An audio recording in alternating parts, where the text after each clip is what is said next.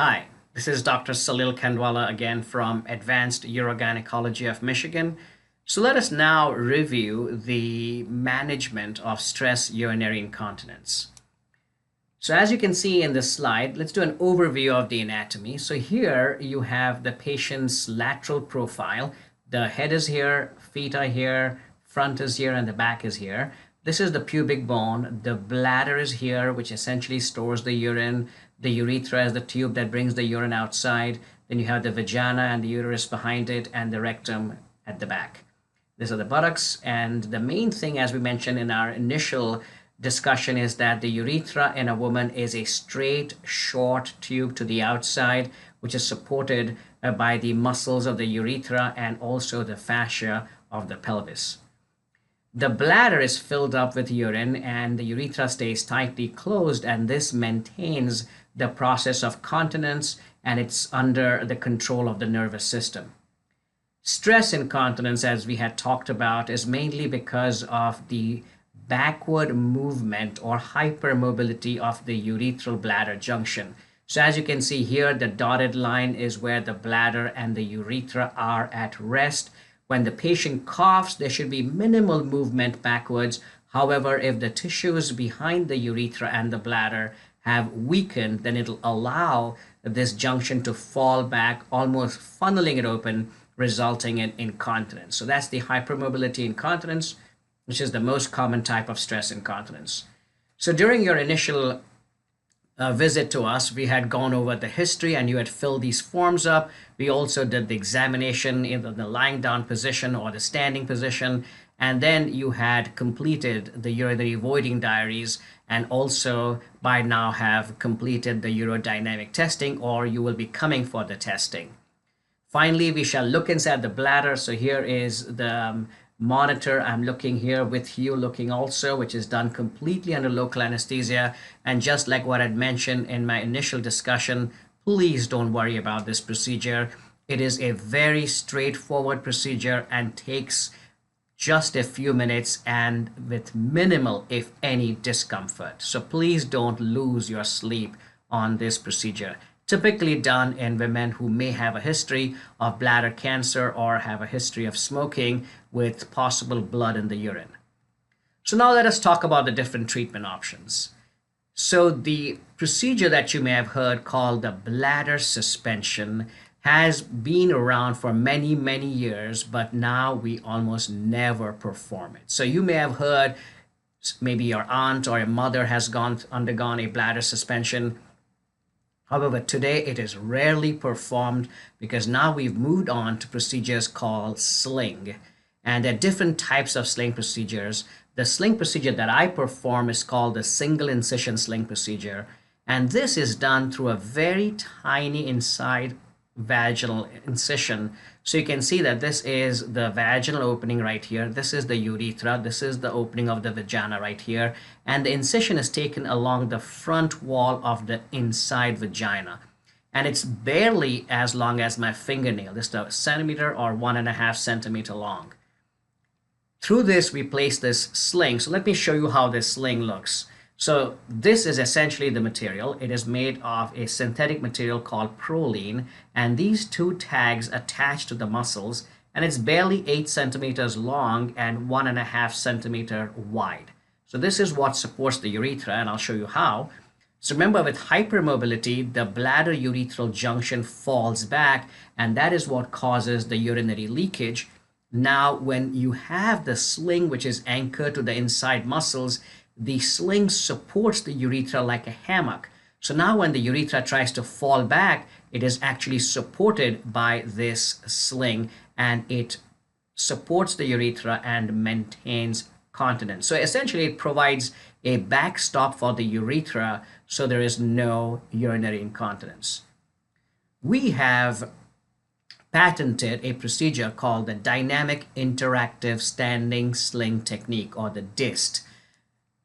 This is based upon the premise that when most women leak urine, they do so in the standing position. They don't leak lying down, but they leak when they're standing, coughing, lifting something, doing jumping jacks, or any such activities, mainly in the vertical position.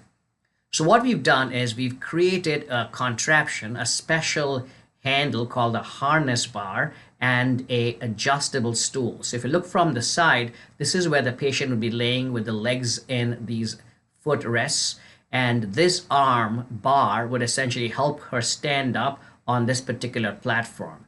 So this is the team that I perform this procedure completely under local anesthesia with. And this is what you'll be seeing them. Then her legs are placed in the stirrups, and then I'm performing the procedure, which is done completely under local anesthesia. At the end of the procedure, I have the patient stand up and cough with a full bladder. Mind you, full bladder, and she's coughing with a sling in place, and I'm watching and looking at the urethra with my headlight, helping me do so, and I confirm that there is absolutely no leakage. In other words, this patient is standing up, she has a full bladder. She coughed when she was lying down with an empty bladder. Now she's standing up with a full bladder and she's coughing and nothing is coming out. That I know now that the sling is in proper position. That is our DIST success. So what is DIST? And it takes barely about an hour to do the procedure, and the patients come in an hour before the procedure. They're maybe about an hour or less in the recovery room, and in 1 day of rest, following that, they can go back to normal activity. Now, complications with this procedure are extremely rare. I've done over 300 procedures completely under local anesthesia over the past several years and have rarely had a complication. The potential things that could happen are bleeding, which again is rare, and it's rare to see significant bleeding. There's always some bleeding, and we allow the blood to drain off, but not bleeding that is substantial. Infection is also very rare, the infection such as a bladder infection. Injury to the urinary tract, I have not yet seen one, to the point we do not even put a catheter in the bladder. Then difficulty emptying the bladder, avoiding dysfunction is also very rare. Sometimes it may happen, but within a few days, the patient is able to empty her bladder well. Rarely would the sling get exposed in the vagina if the incision doesn't heal well, but that's again less than 1%, and it may erode into the bladder or the urethra, and that I have never seen. Pain is also very rare. There is some discomfort after the procedure, but over time the pain gets better and goes away. And only if the sling is exposed in the vagina, then it may bother your partner, but not if the vagina is completely healed.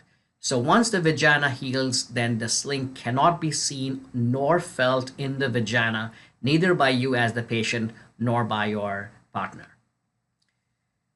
So now all of us have seen these lawsuits against sling and mesh. So let's see, what is the evidence? The bottom line is this.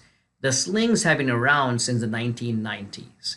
The sling, in fact, is one of the best studied procedure in the world, in any field. One of the best and most studied. All medical societies across the globe, whether it is in the United States or whether it's in the United Kingdom or whether it's in Australia, whether it's urology or urogynecology or OBGYN society, agree that the sling is the best technique for management of stress incontinence. The single incision slings like the Solix sling that I just showed you has also undergone a rigorous process called a 522 clinical study by the FDA. Ultimately, now remember, this is most important. Ultimately, it depends upon the experience of your surgeon, their results and complications, and the patient's medical factors. What are our results? So in a study of 78 patients who were followed up for at least 1 year, we found that our success was 97.4, almost 98%. Even the urinary urgency symptoms improved following the sling procedure. Sexual function also improved following the sling procedure, and we did not have any injuries to the bladder or the urethra. We did not have any erosions or exposures. We did not have anybody with difficulty emptying the bladder, and we did not have anybody with frequent bladder infections. So all in all, when you look at the true evidence in our hands, the success is very high, the risk of complication is very low. So what do you expect after the sling is done? Essentially, you will be obviously awake during the procedure, so you'll be awake in the recovery room. You'll be emptying your bladder, and you'll notice some vaginal bleeding, which is very normal initially when you stand up, and then it gets lighter as the day goes by. There's very minimal pain or discomfort, and you are sent home after we make sure that you're emptying your bladder well. Now, that is variable. Some women just go the first time, they empty you very well, and it's all done. Sometimes it may take a few tries before your bladder is empty enough. But what we will make sure is that absolutely you will empty your bladder satisfactorily before you are discharged home. We do not want to send you home prematurely. Upon discharge, when you go home, there is really minimal pain, and you may just take a non-steroidal like a Motrin or ibuprofen if you have any discomfort. There's some little bleeding for the next day or so, and it gets lighter.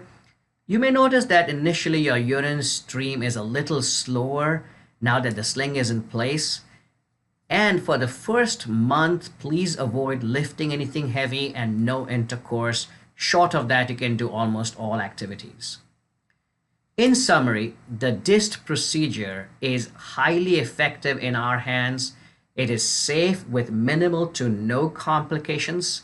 It's an outpatient procedure with almost no to minimal downtime, and we are actually about to start doing this in the office.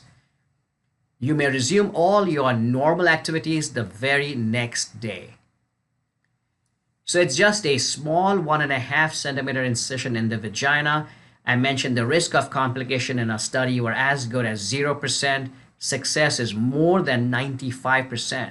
Remember, the others and the other people who have quoted their results have success from anywhere from 65 to 80%. So over 95% success in our hands with this technique is excellent. Patients have minimal to no pain, and it is done entirely under local anesthesia with the patient completely awake. Thereby, you avoid the complications and the risks of the anesthetic drugs and procedures. The recovery also is very speedy, and you're back to work within the next day. There are some long slings that have also been studied, such as this sling that comes out into the lower belly, or this sling that comes out into the groin.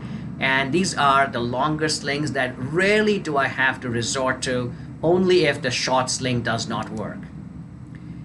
So as far as the post-operative management, please read the book that we've given you. And again, as I mentioned, avoid intercourse for about a month and heavy lifting over 20 pounds for a month. Otherwise, the restrictions are minimal. Pelvic floor therapy is complementary to the sling, and it basically involves tightening the muscles of the pelvic cavity. This is done by electrical stimulation, where we stimulate the muscles to get stronger, and this helps not only with the sling but also helps improve the strength of the pelvic muscles, so that whenever you cough, you should always brace your muscles and then cough so that you can maintain the integrity of the pelvic floor. This is done in the office. It's once a week for about 4 to 6 weeks. Each session lasts about 30 minutes, and there is minimal to no discomfort, and mainly it helps for improving the weak pelvic muscles, especially after the sling procedure. So make sure that you read the information that we have given you, and then when you come back, we shall tailor the treatment based upon your condition, your extent of bother, and also the medical comorbidities. The sling by our technique is very successful and safe. All in all, stress incontinence is a very, very common problem, especially of the younger ladies. And the treatment, however, has changed drastically and improved significantly. Our data on the DIST procedure is extremely encouraging, and there is not only high success, but minimal downtime, minimal pain, and almost no complications. So why wait? Most common regret of our patients is, why did I not get this done much earlier? So get your life back. Do what you enjoy doing and stop suffering in silence. Say no to pads.